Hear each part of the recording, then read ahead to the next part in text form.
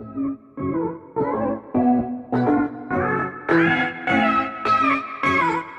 वालेकुम। हम बाज़ औक़ात ज़िंदगी में इतने मसरूफ़ हो जाते हैं कि हमें किसी का दुख जानने का भी टाइम नहीं मिलता। हम किसी के दर्द को भी नहीं समझ पाते। हमारे पास अगर पैसा आ जाता है तो हम गरीबों का दर्द नहीं समझ सकते।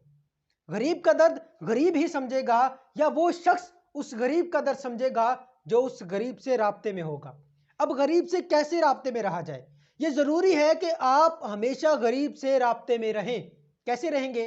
आप किसी समाजी तंजीम के कारकुन बन जाएं, आप किसी वेलफेयर ऑर्गेनाइजेशन को ज्वाइन करें, ताकि आपको पता चले कि उस वेलफेयर से जो गरीब लोग इमदाद लेते हैं उनकी क्या हालत है, वो किस तरह की जिंदगी गुजार रहे हैं। एक लीडर हमेशा अपने छोटे लोगों का ख्याल रखता है, अपने से छोटे लोगों का, गरीब लोगों का ख्याल रखता है। अगर आप में ये क्वालिटी नहीं है, आप किसी का दर्द नहीं समझ सकते, आप किसी के दर्द को जानने के लिए उसके करीब नहीं होते, तो आप में लीडर की क्वालिटी नहीं है।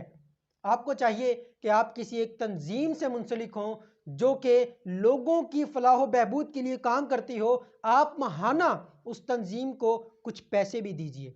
आप मंथली मुकर्रर कर लीजिए कि आप इस तंजीम को कितने पैसे देंगे। महाना आप पैसे दें, गरीब तलाश करें, आप वक्त भी दें, पैसे भी दें, दोनों चीज़ें दें। आपके दिल में गरीबों के लिए एहसास पैदा होगा।